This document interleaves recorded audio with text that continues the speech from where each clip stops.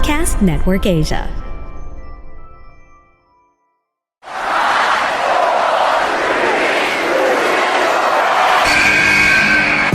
What's going on? This is Xavier Woods, aka Austin Creed. Welcome to the big time!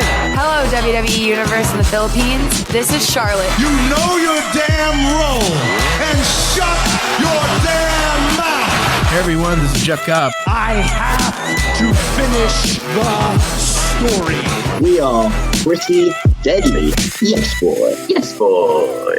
Hello, my name is Ilya Dragunov. This is Czar. Bang! The sniper is shooting you down. This is TMDK's Robbie Eagles, and you are listening to the Wrestling Podcast.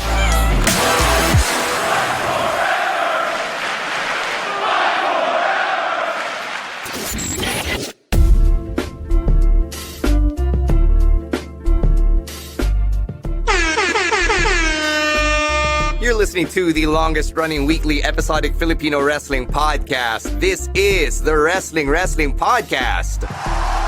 Stan C, Romoran, Chino Liao, on a special audio-only episode where we've got another guest that we've been really excited to talk to. And man, we got way more than we bargained for. And we've got the great Carlo Cash Money Cannon. Sulit-Bayad. Carlo Sulit-Bayad Cannon, if we're going to have him here in Manila. He's here on the pod, and man, we just got to talking about so much. Yeah, very insightful conversation with Carlo Cannon here, who just talks about everything and anything we just asked him. What an open book, that guy. Yeah, I actually, if we had more time, actually, I say, we're recording this in the middle of a work day, and I'm not like these two. So if we had more time, I would have probably done like the old two-parters, the interview. So, man, that guy has I want to pick his brain now. Like, now I'm going to sign up for his classes online. Yeah, make that two of us, at least, here on this podcast, who's very interested in being part of Carlo Cannon's learning tree. You'll get to hear about his story, how he started in the business, how his being Filipino played a part in his journey as a pro wrestler, and of course, the usual questions about Filipino representation in pro wrestling and how he wants to grow the scene here in Southeast Asia. All of that coming up in a bit, but first, got to remind you about a couple of things. First off, Patreon, always a good thing to be part of our growing wrestling podcast patron community, where we've got your watch parties, you've got the pasabays, and you've got the vibrant community that we are cultivating over on Discord. If you want to be a part of that, it's patreon.com/wrestling podcast for about $5 a month, or about a little over 260 pesos, and you get all the benefits of being a wrestling podcast patron. We've also got our regular Thursday live streams happening at 7 p.m. Facebook and YouTube. It is Wrestling Podcast. That's where you can find us and be part of the watering hole every Thursday at 7 p.m. All right, time for us to get to the main event. Here's our conversation with Carlo Cash Money Cannon. Really excited and thrilled to be bringing you this week's interview on an audio-only episode of the Wrestling Podcast. Big shout out first to friend of the podcast, Miles Caru from IPW, for helping make this interview possible. It's about damn time that we have another Filipino pro wrestler here on the pod. He's been making waves for the last decade plus in Australia, and now he's here on the Wrestling Podcast. Please welcome to the pod, the great Carlo Cannon. Thank you so much. Thanks for having me. Carlo, thank you so much for making time. We got to start with the check-in first. How's everything going on your end? Things are really good, man. Things are really, really good. I think after last year, I had a very tumultuous start last year. And this year, ever since January, it's been up and up. I was just like telling you guys, I moved into a new apartment, so my views here are incredible, and things are finally on the rise. I've been doing this for a long time now, so it's been what wrestling and life is like, peaks and valleys. And right now, things are peaking. Let's just say that. It's a great a great place to be at. We're so happy to see the success that you've had in the scene, and it's always great to have representation for us Filipinos, especially since it's no secret that we're kind of biologically disadvantaged in our chosen sport, right? So I guess to start things off on your end, where did this dream to get inside the ring begin for you? So when I was a lot younger, My parents moved from the Philippines to Australia to give me a better life. So my mum was pregnant with me when she moved to Australia, and they gave up their big cushy jobs and really good life. Philippine Airlines, they both worked for Philippine Airlines. Wow. They moved here to give me a better start. So, they moved into the country. Dad went from, doing a lot of the airport stuff, making a lot of money, to pushing trolleys in a little country town in Australia. So they moved here to give me a better life.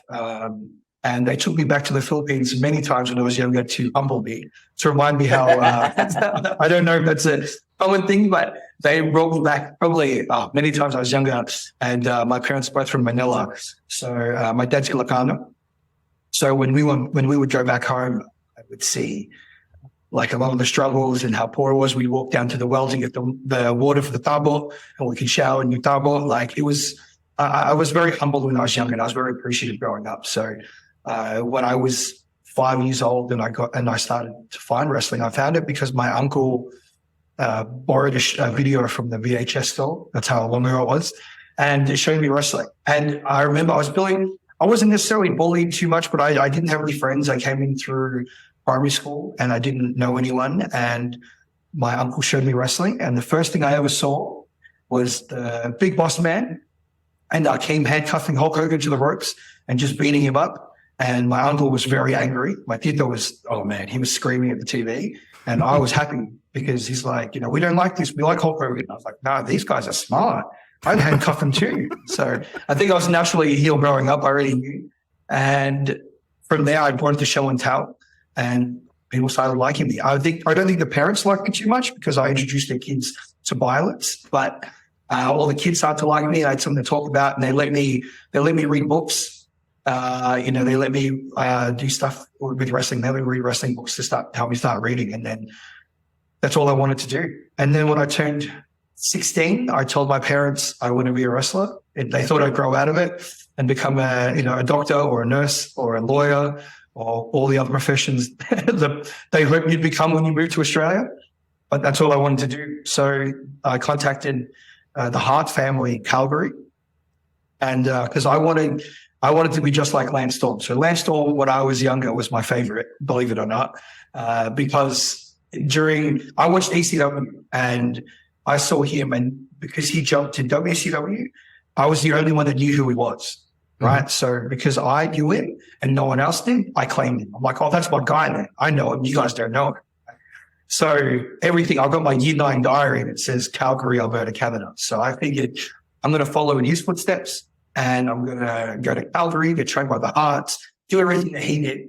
And at 16, they told me to wait till I was 18 before I chased it. And that's what I did. I waited till I was 18. I studied.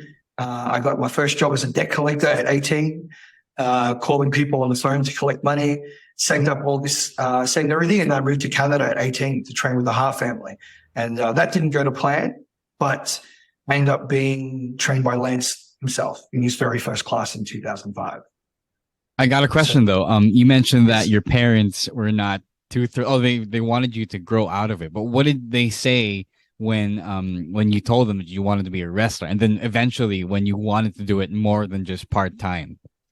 My parents, I'm very lucky. So my parents have been very supportive of everything I do. I think they've just wanted me to be happy and wanted me to chase whatever I wanted, regardless of what it was. I think I learned now that they came to Australia not to make me rich and famous or whatever. They moved here to make sure that I was happy and get opportunities that they didn't have growing up. So I remember, here's a good little Filipino story for you.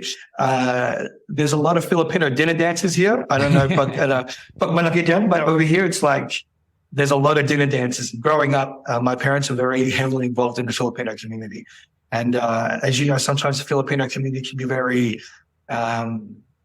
pretentious at times. They're very spending a lot of stuff on designer clothes and bragging about their kids. And so I remember sitting there at this dinner dance with my parents, and all the other parents are talking about their kids and their grades and the doctors and all that stuff. And I sat there and I was like, oh man, I'm trying to be a wrestler. And they'd still brag about all the stuff that I wanted to do. And I was doing very well in school. And I remember on the way home, I was actually really sad. And I said, are you guys embarrassed of me?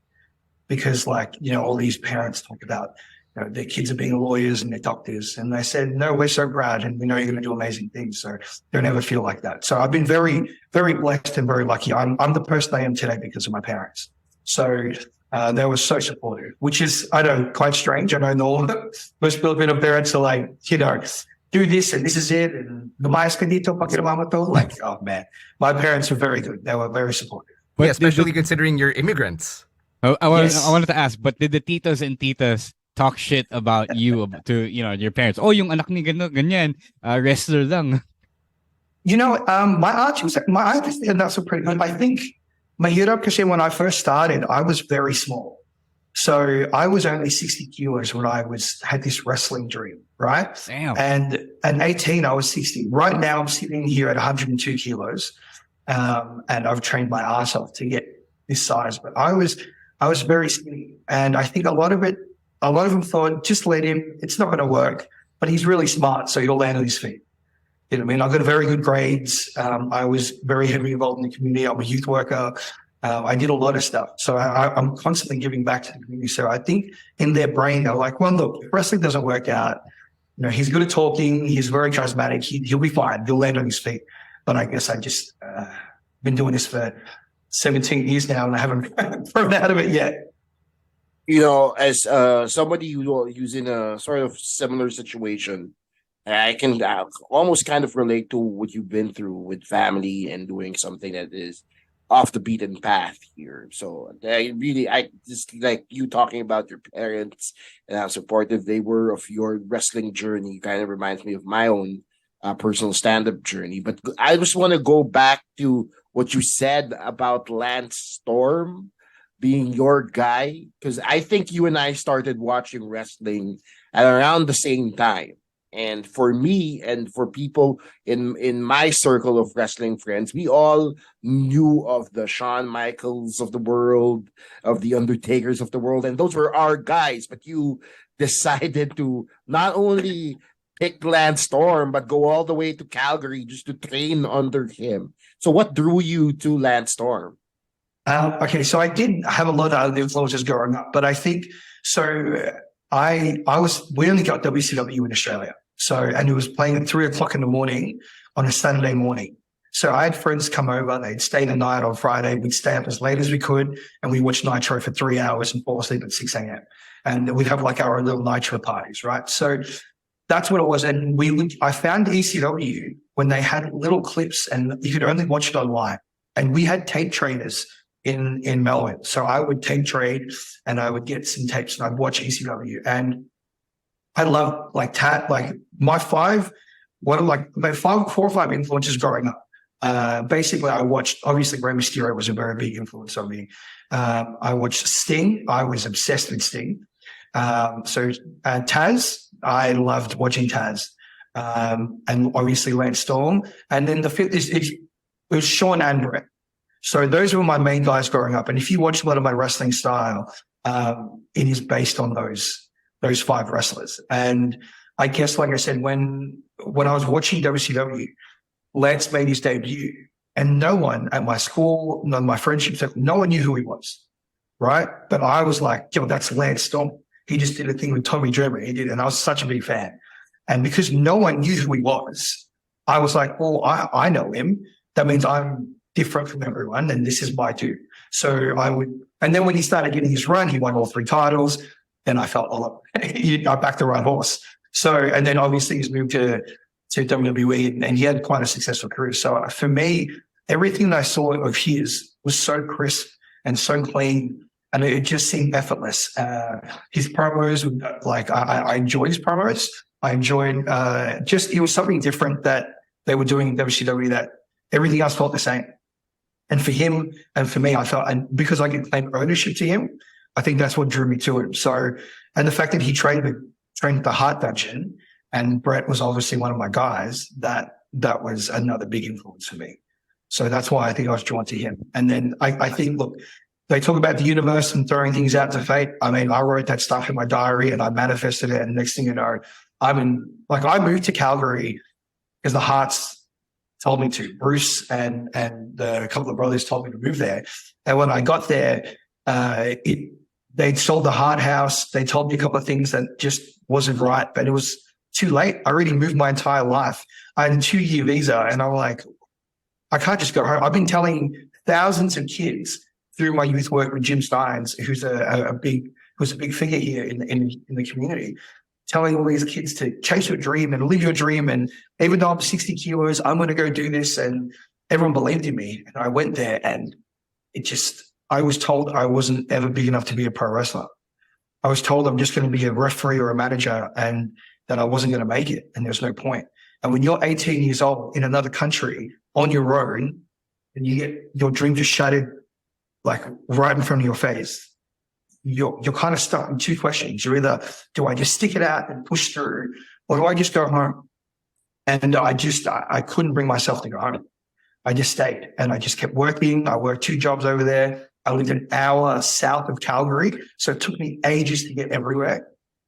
And then out of nowhere, Lance decided to stop teaching at an OVW and developmental, and opened his own one in Calgary the same year that I was there, by fate.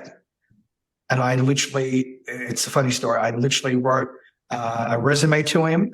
I put a deposit, and I express posted it to his PO box. It cost me I paid $45 for an express post to get it to him. And then a week later, I got a letter back in the mail, and I remember holding it up to the light because I was like, is this the right thing? And I saw my check still in there. And I was like, oh, I didn't get in, man. I didn't make it. And I opened it, and it was a receipt. So I did make it. What a relief. Right. Gotta open it first. Mate, look at typical filler, right? Just like, that's rip up the paper. I was all depressed. And it said I made it, and I was going to be he's one of his first students in his first class. And that, I still have the letter at home, actually, and some at school, that I was in good hands with him. And later that week, he actually called me. He goes, I actually live around the corner from you. If you want, I can drive you to class every morning because you're around the corner. And the crazy thing was, he laughs now because I paid $45 for a man to grab it like this and put it where I could have put it. Because the post office I was at is the same post office he lived, it's around the corner. Uh-huh. And he still asked me, you paid a guy $45 to do what you could have done.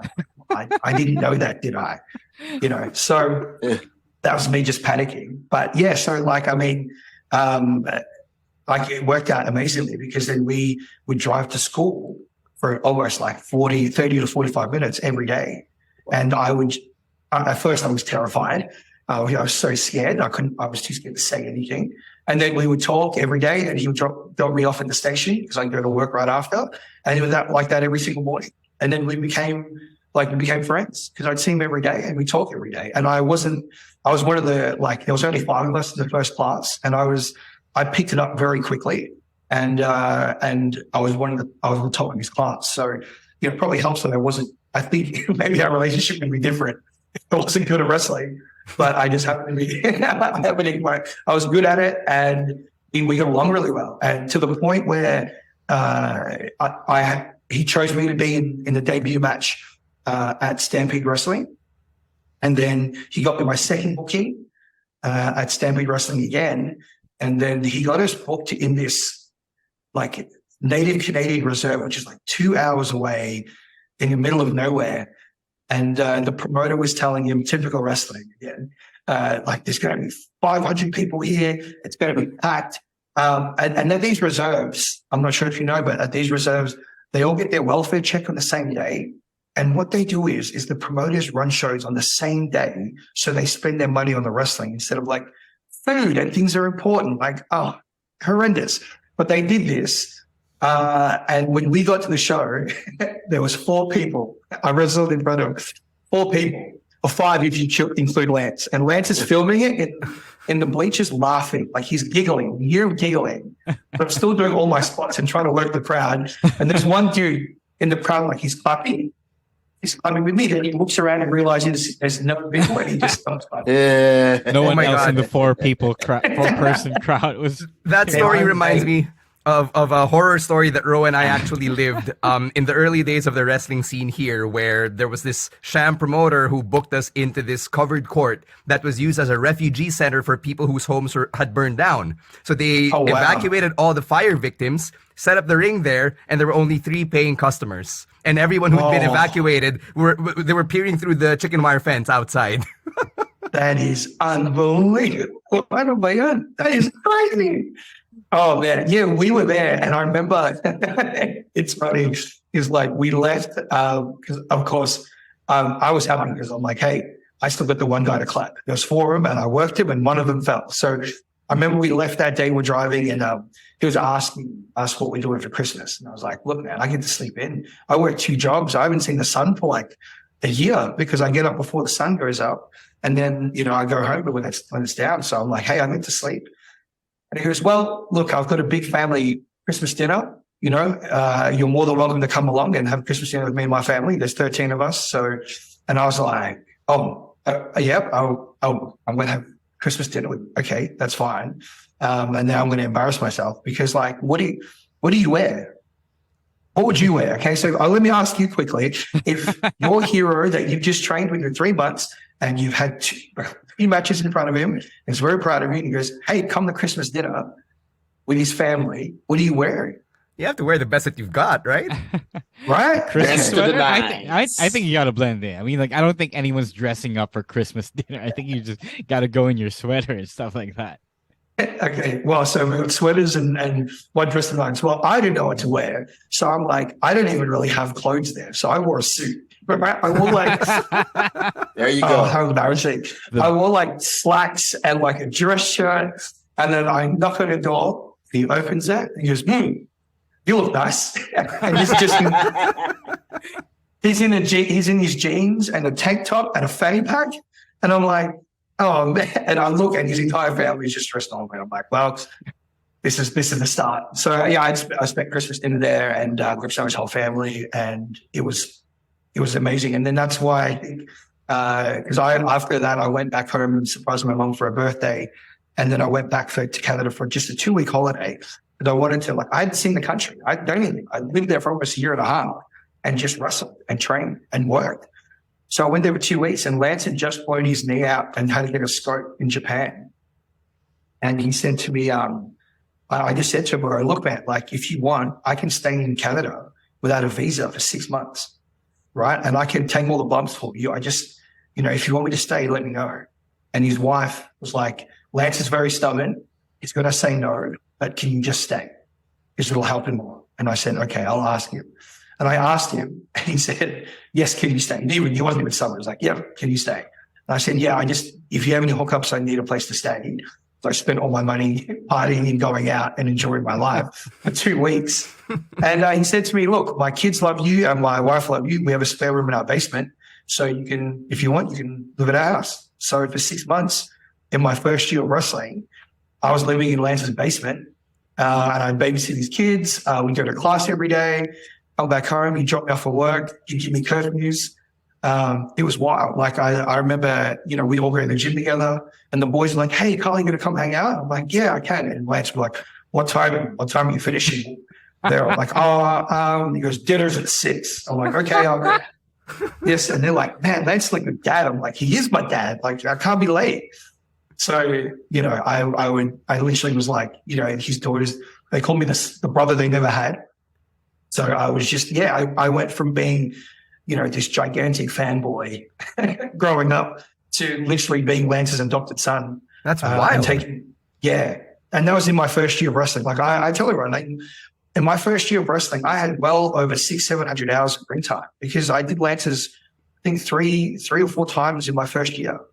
So I was helping him teach. So, I spent all my time in the ring learning and just perfecting my craft and trying to understand wrestling because it's so confusing. Wrestling is so hard. Yes. And, and now that I have a school, it's like, well, now you guys can learn the easy way because I had to learn the hard way, just kind of figure it out, It's wild though, because how many people can say that they lived with with a wrestling legend and actually be their adopted son? So I'm pretty jealous of you right now. But I know. But I wanted to ask though, you mentioned earlier that you started out at 60 kilograms. So as someone who also started out as a not stick thin, but really thin guy, I wanted to ask, especially for the wrestlers here, because a lot of them are admittedly undersized, and I think they'll agree as well. And fitness is also my special interest when it comes to the business. So I wanted to ask, you are big now. You look like a monster. And I say that in a good way because that's what I want to look like. You look like a legit Japanese tito from the 80s and the 90s who just look beefy and, could look like they could kick anyone's ass. So how long did that take for you to get to that shape? How much did you have to invest? I'm telling you, listen, at least about 10 years. I'm not going to lie. So I became a personal trainer because I was like, I don't get it. I just don't understand. And I was like, I need to figure out how to get big. And I'm asking all these gym junkies that aren't helping me, and they're all in the gear. And I'm like, well, that's not helping because I can't do, I don't understand what that means. So I became a personal trainer and a massage therapist. So I studied personal training. And then when I was in Canada, when I was over there, I'd meet up with personal trainers and learn. Anywhere I go around the world, I try to meet up with other trainers and learn, and ask other wrestlers and pick up a few things and saw it work for me. And realistically, I just ate a lot. And I got heavy. I got fat. If you watch throughout my career, you'll see when the phases of changing, where I go from this 60 kilo shredded, wrestler to slowly getting a bit thicker, losing my belly, losing my abs and getting a bit more of the Filipino tito belly, and then getting bigger and bigger. And then I was actually the craziest thing, as I said, last year was probably one of the worst years of my life. I got sick. I was in hospital and they didn't know what it was, but I ended up putting on a lot of weight. I was 137 kilos last year. Right. So this time last year, I just come out of hospital and I was starting to pull weight on and I couldn't eat. My body was my body was just holding fat. And I just knuckled down, put my head down. And today I'm 102. So I'm 102 kilos. I lost about 35 kilos in a year. But to put on that much size, it was hard. Look, a lot of it, there's no right way of doing it. Realistically, you got to be in a calorie surplus. So you have to take more calories than you're burning. And then obviously you have to train the specific way. So I was lifting quite heavy, trying to turn those muscle fibers. And I would even do probably when I started getting the best shape, I was doing twice a days. So I'd be doing hypertrophy, strength in the morning. So my heavy sessions in the morning, and 9 hours later, we're doing hypertrophy later. So, which is just obviously higher reps. Now I'm just, funny story. Now, I post some of my fitness stuff on my close friend story on Instagram. And some people see it and I comment on a couple of my buddies. I'm like, man, I'm trying to catch you because they're lifting crazy weights, right? And I started lifting heavy and my joints were getting sore. This was the end of last year.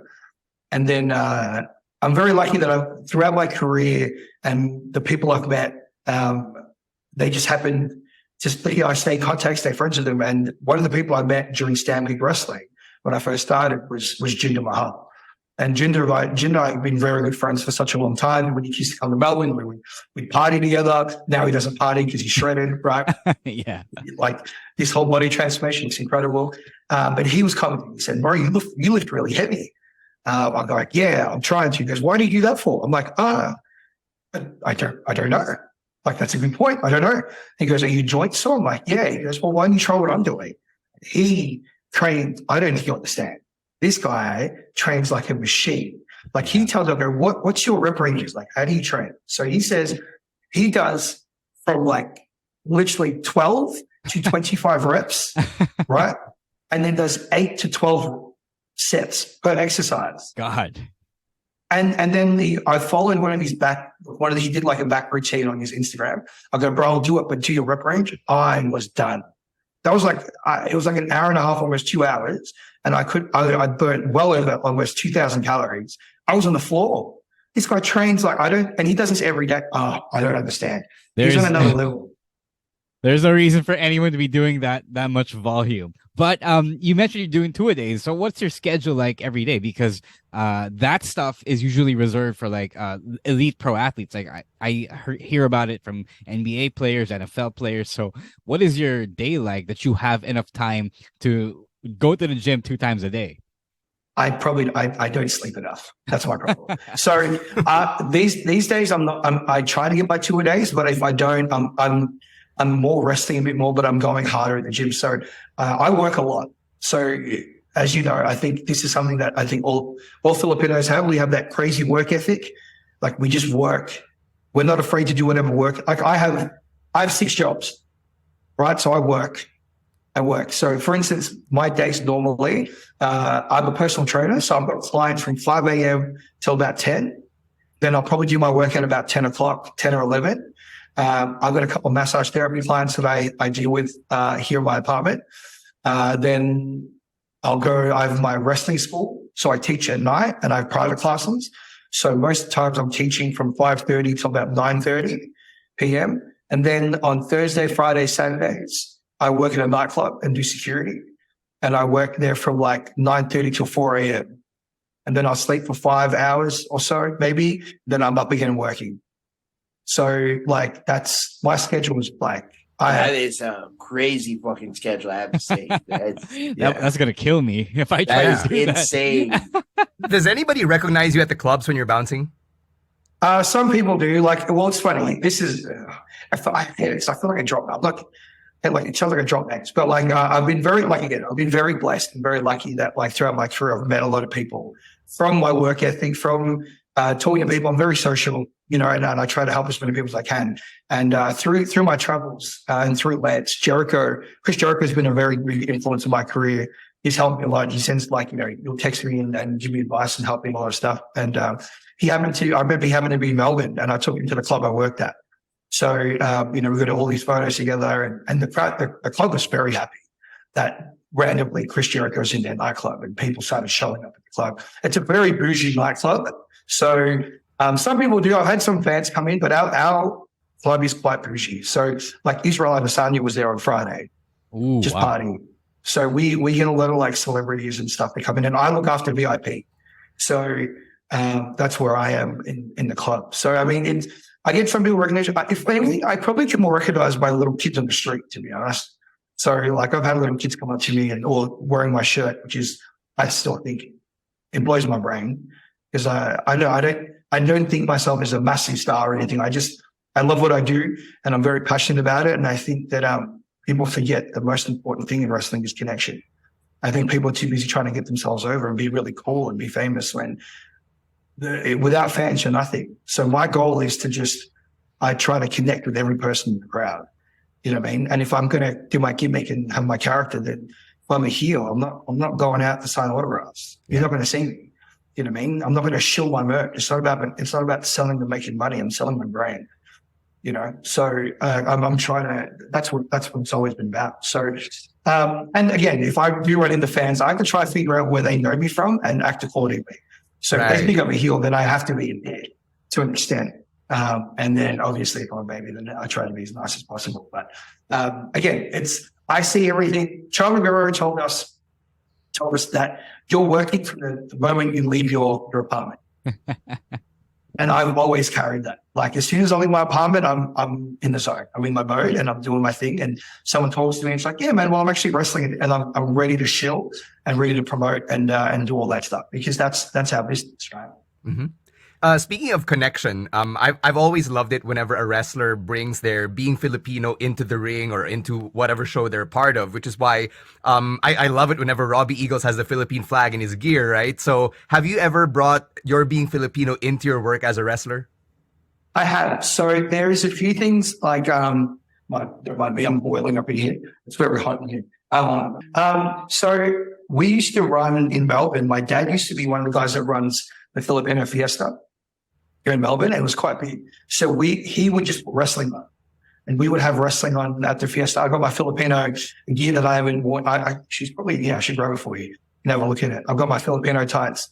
And like in promos, I would draw Filipino words and say stuff. Normally, because I was the most experienced guy at this Filipino shows, I would have to play heel.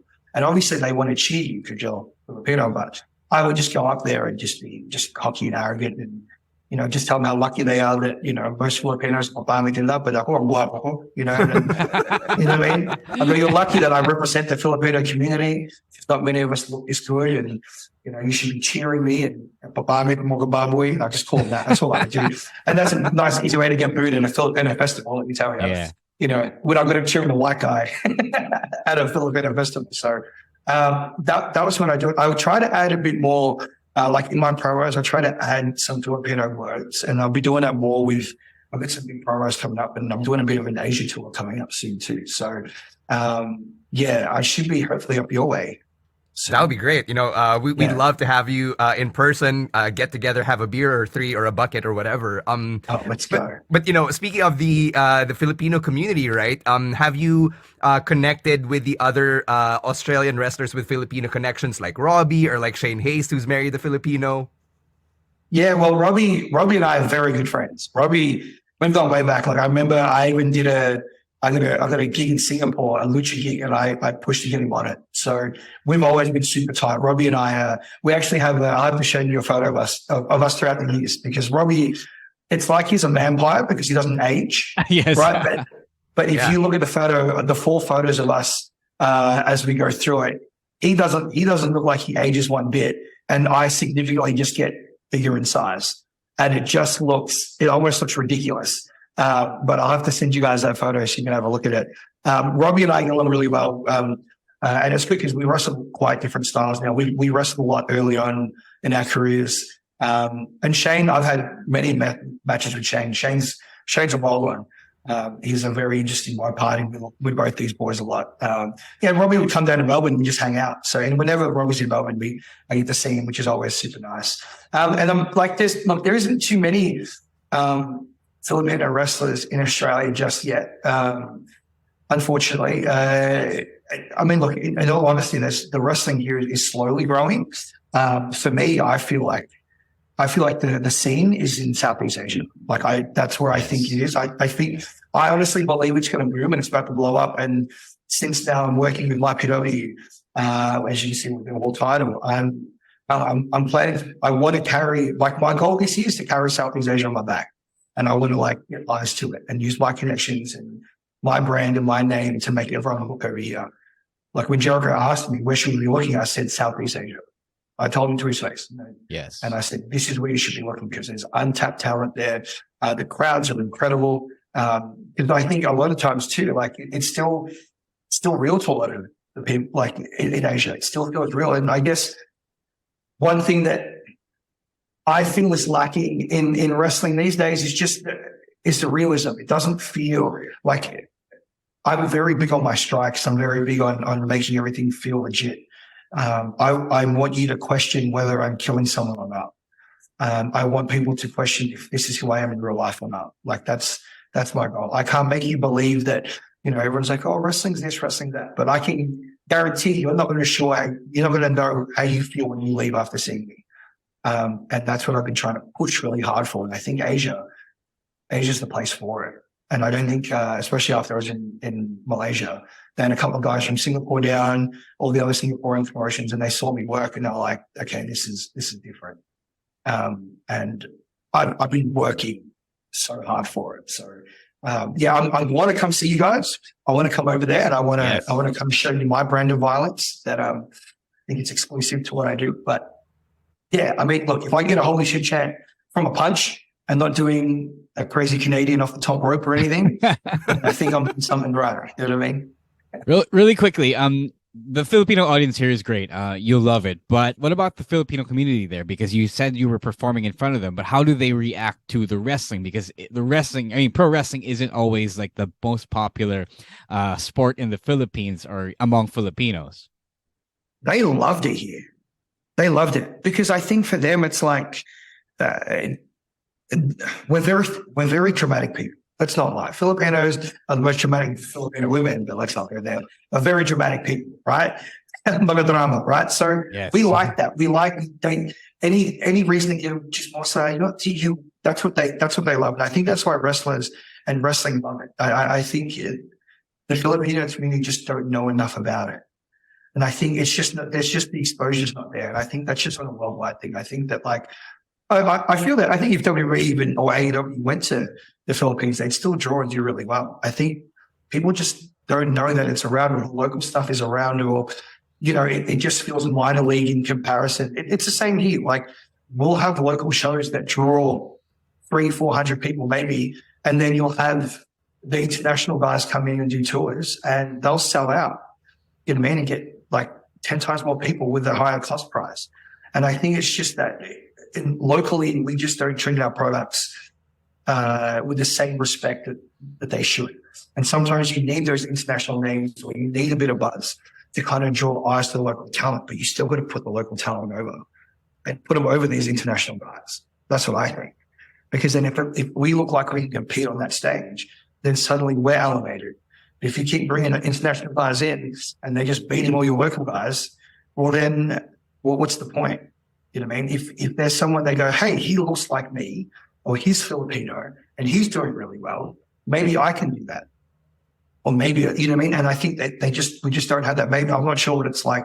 The scenes there. I know Crystal and I know Jake DeLeo, and I love them both, and they're amazing people. And I keep telling JDL, I'm coming there to beat him up. I'm coming. I go, get ready, bro. I see he's on his waiting list journey. He looks amazing. Yes. Bro, I told him, I'm going, get stacked, bro, because I'm coming.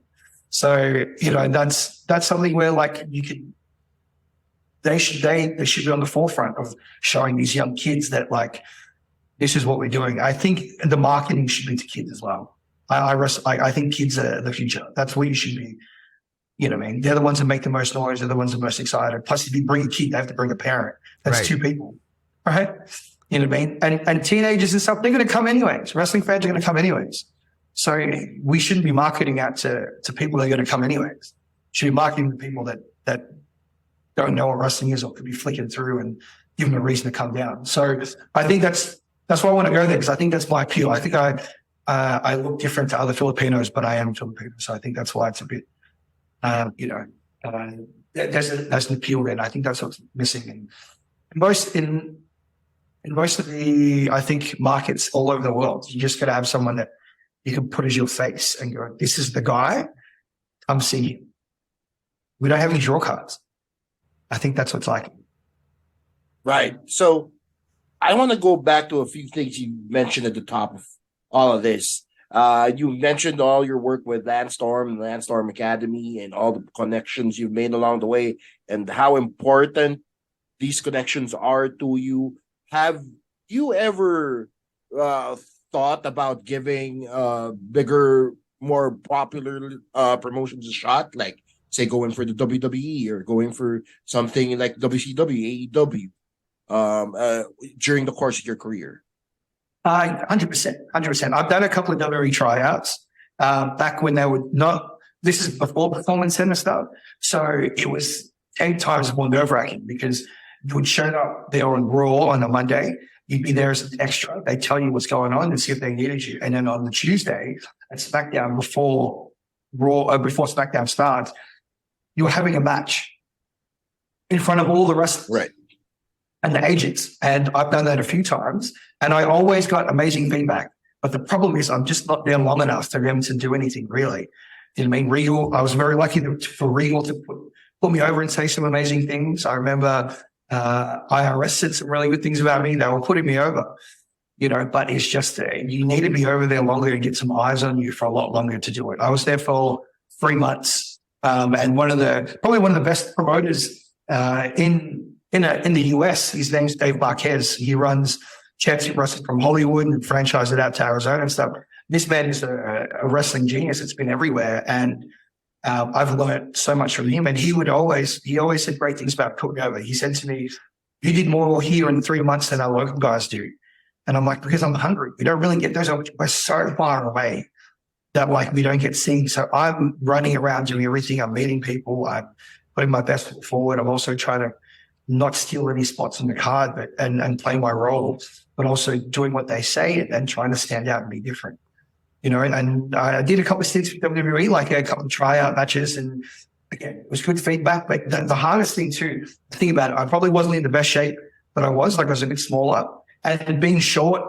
Like, look, now it's a lot shorter in the industry now, right? Yeah. So, look, if I broke it, I think life would be very different, right? And I think that, but you can't think that way. You got to go, look, either, again, as they say, adapt or perish. So that's all I'm doing. I'm getting in the best shape that I've ever been in. I've got this Malaysian World Championship that I want to, I plan to defend all over the world and make it a proper world championship. I have goals to take over Southeast Asia, and I feel that that's my pathway to getting to those bigger promotions, because once the world wakes up and realizes that Southeast Asia is the place to be, they're going to go, who's the guy there? And I'm planning to be that guy. Carlo, I remember we asked Robbie this when we last had him on, and I want to ask you this next question. What is it about this generation of Australian wrestlers where a lot of you are really making waves on all these big stages, from people like Rhea Ripley to Toni Storm to Grayson Waller, Indy Hartwell, and everybody in your generation of guys and girls?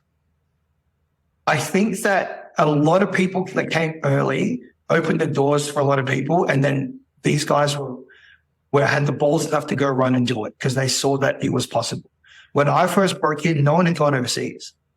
When I started, there was no opportunity. I remember I got heat, believe it or not, I got heat for training overseas. So from the Australian wrestling community? What? Correct. They said to me that, because they were like, he thinks he's too good to train here. We'll show him how we do it here. And in my first year of coming back here, I got my head kicked in. And I'd shake their hand and go, thank you very much. Any feedback? I just stayed humble and kept doing it. And eventually, you can't deny talent, you can't deny hard work, and you can't deny the crowd cheering for you. And so when I'm getting cheered and getting pushed and more people are coming, then you have no choice but to realize I've got a dick. You know what I mean? That they come around. So I had to really earn my spot. I think this new generation come through, are taught by guys like myself, taught by Robbie, and showing, hey, you can do this. And a lot of the mistakes that were taught, like the guys earlier on, aren't there anymore. They've been corrected. And people have opened pathways and connections and doors for them to go over there and see it. And then they never really came over here and I'll try out here. And they did stuff and they go, hey, you know what? Maybe we'll try it. And then when a couple of Australians got signed in the first few tryouts, it was like, shit, maybe there's a shot for these guys. And those guys all got signed through these tryouts because they came and saw that they realized that there's talent here. But I think a lot of times they didn't realize that there was, again, you didn't know that there was people here. You didn't know there was talent here. Right. But now you do. And I feel like that's where Asia is at the moment. I think it's the same. They just don't know. I was going to follow up to that by asking if you've ever considered like going on TV like Matty Wahlberg did when he did Survivor. Like, would you do SAS or Australian Survivor just to, get more exposure for the Australian scene as it is? I mean, look, I'm not opposed to it. I think I have a very interesting personality. I'm not sure. I think I'm a bit polarizing. So I'm not sure if it might hinder me or I might hinder the Australian scene. I don't know. Maybe it might be. Look, I'm again not opposed to it. This year, I'm really trying to do that kind of stuff and grow my social media presence and grow a lot of that stuff. Because I think a lot of times, especially a lot of us too, we spend so much time like focusing on our craft and our talent and our training and our ability. But this is such a different world now. So it's all about, you can get something like, again, this is a good example. I won't name names, but there's someone that was working for WWE, not contracted, but they were working there. And I said to them, well, they seem to really like you. Like, are they going to sign you or not? They said to me, they like me a lot, but they said there's 10 of me out there in the Indies with more followers than I do. So if they sign them, they're at least bringing 10,000, 20,000 people. So when I tell my students, right, because I tell my students, I'm not a coach or a teacher that now then, I teach because I can't make it. No, I'm chasing hard and I'm telling you what I'm doing so you can do the same. I try to lead by, that's why I work so hard. That's why I work those 6 jobs, right? Because if I tell these kids, hey, if I can work 6 jobs and lose 30 kilos and still look jacked, and you're telling me you have one job and you can't train, don't talk to me about wanting to chase your dream. Don't talk about working hard if you're not willing to put the work in. If I'm doing this now, then you have no excuse. Right? So I try to lead by example. So It's the same thing with the social media and all that stuff. It's like, well, then if I tell my guys, if it's between you, who's unbelievably talented and can do amazing stuff, or the guy that's not that great but has 20,000 followers, these big companies go, sign the guy at 20K, we'll teach him to be better. Right. Because he brings 20,000 people with him, right? That's why the Logan Paul thing is the smartest thing they've ever done, because he's obviously great, he's talented, and people say he hasn't paid his dues. He's been paying his dues since he started YouTube. He's built that following. He's done athletic stuff. He fought Floyd Mayweather. Like this guy is, you know what I mean? So they can't be mad at him for it, because he's bringing so many eyes to the product. And that's what a draw card is. So in wrestling, I tell my guys this all the time, and this is what I've always believed. We're the only industry, I feel, in the world where you don't need to be good at wrestling to make it. Yeah, right? Because if you're Usain Bolt, you are the fastest, and you could be thick. You may not be good at like interviews. You could have the worst dress sense. You may not even be in shape. But if you're the fastest, period. But in wrestling, you could be the single most talented professional wrestler that connects and books people. But if you can't talk, you're not going to make it.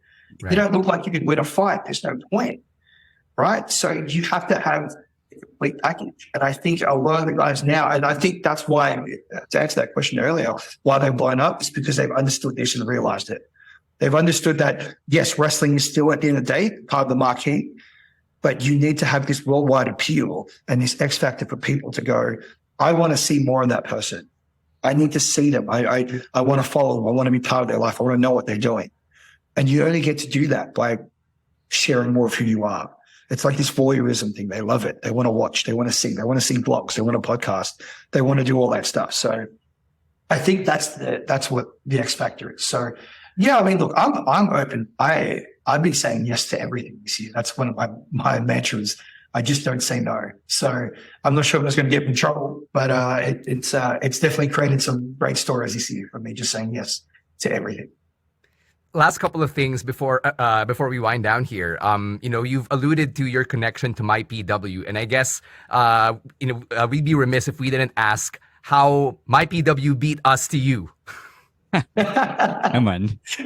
It's Eman. Well, actually, look, Eman came to Australia, and he put a tweet out there of like coming, and then someone told me that there's this Malaysian kid that is looking for training, and I said, look, my doors are always open. So we came down, we clicked. We have this joke because, obviously Malaysians and Filipinos, we all look very similar. Yeah. I said he rocked up at my door, and like he just, I said he's like my son. I'll go, you look like maybe I had an affair in Malaysia, and came to my front door with a photo of me saying Papa, and he's really good at wrestling, so he carried the genes. But he is unbelievably talented, this kid, right? So he came down, and then we worked out a deal because he wanted me to go over and wrestle for MyPW. So I went over there and we wrestled each other, and that German suplex I got on him went viral. And MyPW like, well, you just put our name on the map with one move. And so everyone was talking about us. And then I did a couple of shows up there. Then during COVID, there was an incident with their former coach, and MyPW was kind of left for dead. And I decided to help out where I could. And I said, look, I'll coach all your students for free. Just make sure all their fees go to your school to rebuild MyPW. And during COVID, for probably 2.5 years, I've been teaching online for free for the past, like every week, right? So their new breed of students are incredible. They ask some of the incredible questions, and my online classes I run every week that open to all wrestlers all over the world. I've got people from Singapore, all over Australia and Malaysia and all that stuff joining in, just watching and learning, and all the money goes to help MyPW. And they ran their first show running back for after 2 years, and that was the show that I wrestled, and they're crowning in champion. So I'm very lucky that the bookers and the people there decided to put me as their face, and I don't take it very lightly. I'm like I said, so I've got a couple of shows coming up. Like I'm going to be wrestling for SPW in August. So I'll be wrestling there in Singapore. And then for setup I believe in September or October in Thailand. Yeah. Right. So, and then I think I might be going back to Malaysia probably at the end of July or August. And then hopefully I need to come see you guys. So maybe we can tee something up and do that. But that's my plan to take over Asia. I've been hit up by a couple of companies in Taiwan and Korea and all that kind of stuff too. And Dubai want me over there as well. So look, there's a couple of things going on, and I'm loving just getting to travel and wrestle and put my brand of wrestling out there, what I think wrestling should be. But yeah, that's how my WB you guys. I mean, hey, you're gonna just tell my DMs are open. Yeah, as we all discovered. No, but I gotta ask though. I think we have to ask. I don't know. I apologize if it already happened, but have you tried to come here? I think. Look, we've got so my family. My mum used to actually bring down a lot of the artists down to Australia to perform. So we actually have a lot of connections over there with like big name producers and all that kind of stuff. And I have been asked to go over to do TV and movies and stuff over there. The only problem is they want me to stay there for 3 to 6 months. And it's just hard to get that kind of time off. Because I'm down to do movies and stuff over there. That'd be great. I think it'd be a lot of fun. I think I'm very much more open to it now. I believe a promotion. I think Crystal actually tried to get me over there to work her at one point for one of the companies. But I think nothing. I think I don't know if it was COVID or something. I think COVID cut a lot of things off. But yeah, I'm very keen to work in the Philippines. It's I've been so many times. I've been back in so many years. And again, with the people that I know over there, I'd love to bring more eyes to the product. The big thing that I want to do is just I've worked so hard. I've got all these connections and accomplishments, and I just want to help add value. My life at the moment is just adding value to wherever I go and to anyone that I meet and to promotion. So if I can make your promotion better, if I can get more eyes to it, if I can do this, of course, there's beneficial stuff to me because I'm going out there, but it's more of I feel that if you're always in abundance of giving, things just come to your way anyways. So yeah, I've thrown the line out there. So hopefully if anyone wants me over there, I'm always down. And for wrestling students or wrestlers here in the Philippines who want to enroll in your online classes, what can they expect? So we cover literally everything, right? Lately we've been doing a lot of Q&A because there's a couple of things that get a bit confusing, but we break down everything from match structure to character development. I will help break down your characters and why everything, like the motives. We go through cadence and speed and tone in terms of how to come promos properly. We do some media training because a lot of people don't know how to talk to the media. I'm sure you guys have been guests on podcasts and don't even know how to hold a conversation or even give you one-word answers. I probably talk too much and go on tangents. No, you're fine. A lot better than some. And just things we cover everything. So I'll break down how to put a match together, why, everything we do in wrestling, there's a why. We don't just do it, right? But people just go, oh, that's just how it is. Or you ask them a question and they just get angry for asking the question, right?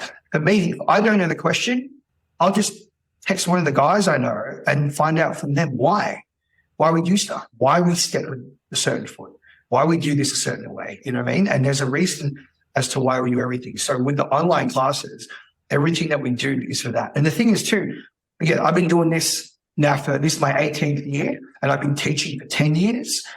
So it's not just wrestling knowledge. It's I've been learning on how to teach people to have them to understand what I'm talking about. Because it's one thing to be good at wrestling, but it's another thing to be able to teach it. And I'm so passionate about what we do and why we do it and trying to keep the magic of what we do special. That I just want people to understand and go out there best equipped. Because at the end of the day, if we send people out there not ready, it damages the product.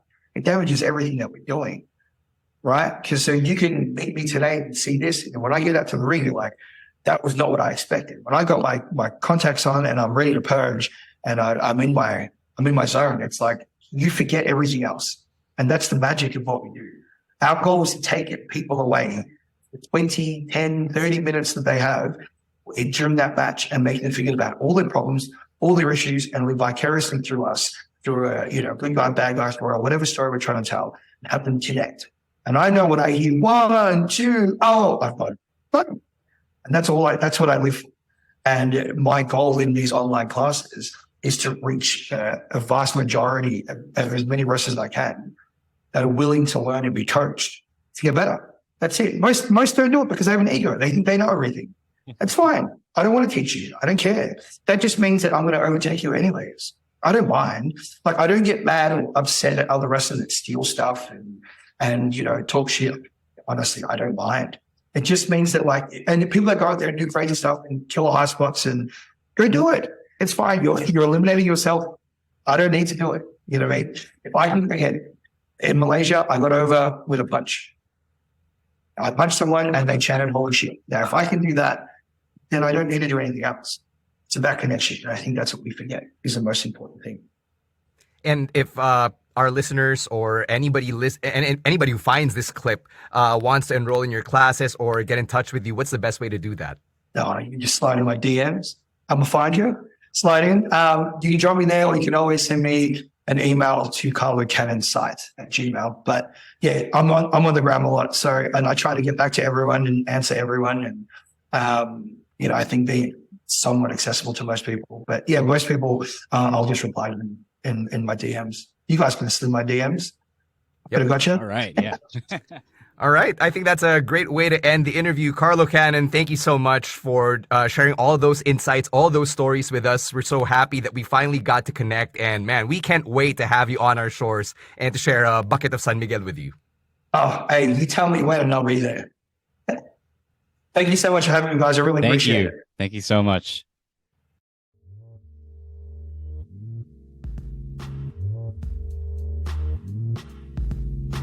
Thanks again to Carlo Cannon for stopping by the pod and taking time out of his really, really busy schedule. Again, the man has 6 jobs. Oh, grabe.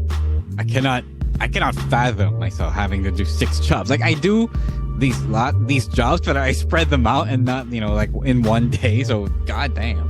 But in fairness to Carlo Cannon, he still had time for all of us and all our questions. Thank you for clearing your schedule, Carlo. Yeah. Like we said on the pod, we're so excited to eventually meet him, hopefully before this calendar year ends. And hopefully, the companies that we work with are able to make something happen. So here's us pulling a Rowan ASH and just manifesting it out there into the universe. And to hopefully talk to his friends, his very famous friends that he mentions on the pod. So, yes, good one. Sana yun din, diba? Buti rin na sinama ni Chino sa pag-manifest namin. Now we just need Rowan to say it so it will come true. All right, we'll catch you again on another episode of the Wrestling Podcast, whether it's the audio onlys or the picks of the week or the regular Thursday live stream every 7 p.m. Again on Thursdays. But if you want to follow us on social media, you know where to find us. It is at Wrestling2XPod on TikTok and on Twitter, Facebook, Instagram, and Spotify, the Wrestling Podcast, and individually, it is at Rose War, at Chino Supersized, at EML_Meister, at Monday Night Rowan, and at _Stan C. On behalf of our guest, Carlo Cannon, Ro Moran, and Chino Liao, my name is Stan C. We're out of here. Stay safe, stay healthy, and don't be a dick. Wrestling Podcast, out. Peace.